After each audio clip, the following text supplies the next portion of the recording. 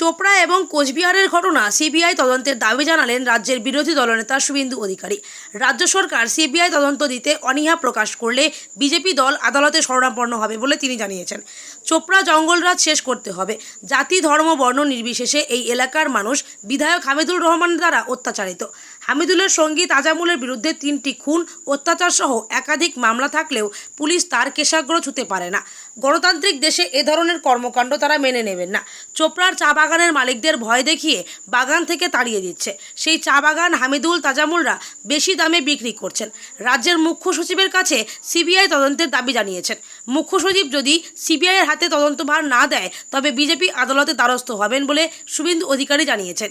এদিন শুভেন্দু অধিকারীর সঙ্গে ছিলেন বিধায়ক শঙ্কর ঘোষ, দীপন বর্মন, দুর্গা মুর্মু, চিন্ময় দেব বর্মন। এছাড়াও বিজেপি দার্জিলিং জেলা সভাপতি অরুণ মণ্ডল। এদিন বিধায়কের প্রতিনিধি চোপড়া থানার আইসির সঙ্গে দেখা করে এলাকায় শান্তি শৃঙ্খলা ফিরিয়ে আনার দাবি জানিয়েছেন। শুভেন্দুবাবু কি বললেন শুনুন। আইনি পথে এই মামলা এবং চোপড়ায় একটা লোক 12টা নন বেলেবল কেস আছে, তার কেশাগ্র স্পর্শ করতে পারেনি এরা। 3টে মার্ডার কেসে এই তাজামুল বলে যে গুন্ডাটা যুক্ত, এর র্যাকেট আছে এবং এই বজরঙ্গি নাম দিয়ে করেছে। Non Hindu member in this group. কিভাবে ক্যামোফ্লেজ তৈরি করে আজকে গুন্ডাইজম এখানে করা হচ্ছে, শুধু হিন্দু মুসলিম নির্বিশেষে সকলের উপর অত্যাচার নামিয়ে আনা হয়েছে। জরিমানা এবং একটার পর একটা চা বাগান কম পয়সায় কিনে নিয়ে, এমনকি আদিবাসীদের প্রপার্টি যা নেওয়া যায় না সেই প্রপার্টি নিয়েও এরা পরবর্তীকালে বেশি টাকায় বেচে দিচ্ছে। এখানে পঞ্চায়েতের কোনো কাজ হয় না, লুট হয়। শৌচালয় থেকে আবাসের বাড়ি লুট, জঙ্গলের রাজত্ব। প্রতিবাদ করতে গেলে এই ধরনের অত্যাচার ভিডিও করা হচ্ছে, ভাইরাল করা হচ্ছে, আর মহিলাদেরকে নৃশংসভাবে মারা হচ্ছে। এমন ফিয়ার সাইকোসিস, ভয়ের পরিবেশ করা হয়েছে।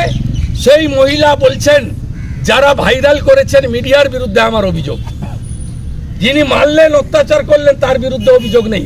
এটা উনার মনের কথা নয়, এটা উনার মুখের কথা। Due to huge pressure and fear সাইকোসিস, ভয়ের পরিবেশ তৈরি করেছে। এই জিনিস বন্ধ করতে হবে। This is democratic country. এখানে সংবিধান শেষ কথা বলবে, হামিদুর রহমান, তাজামুলরা শেষ কথা বলবে না। দাদা, ভূপতিনগর কাণ্ডের এনআইএর চার্জশিট নিয়ে কি বলবেন দাদা? ভূপতিনগরের এনআইএর চার্জশিট নিয়ে আমি দেখে বলবো। হিন্দিতে বলে দিন না স্যার।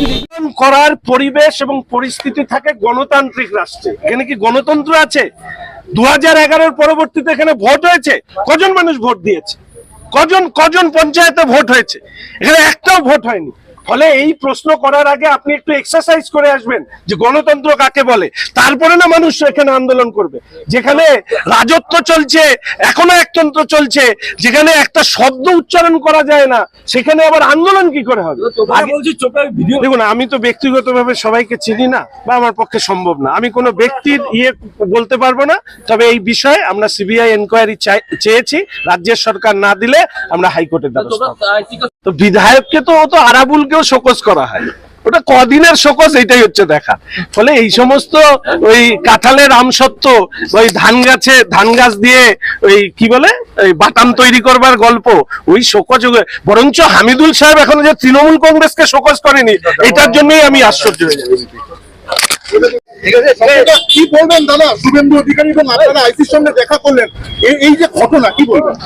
দেখুন, আমি প্রথম থেকে এই কথা বলে এসেছি যে যারা সোকল যারা ধর্মনিরপেক্ষতার কথা বলেন, যারা রাজনীতি ধর্ম আলাদা করে দেখার কথা বলেন, আমি তাদের প্রত্যেককে অনুরোধ করতাম যে সন্দেশখালী অত দূর যেতে হবে না, আপনারা চোপড়াতে আসবেন এবং আপনাদের কথা বলবেন।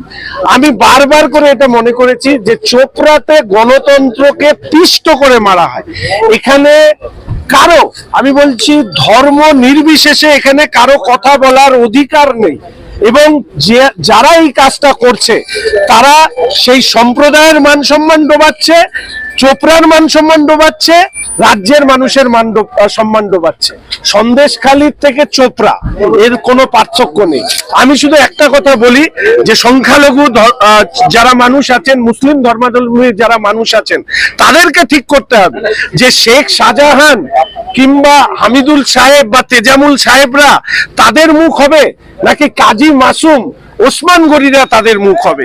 যদি মুখ চিনতে ভুল হয় তাহলে এই যে প্রান্তিক অংশের মানুষ, গরিব মানুষ, তাদেরকে, এমনকি সংখ্যালঘু গরিব মানুষ, তাদেরকেও নিষ্পেষিত হতে হচ্ছে এদের হাত ধরে।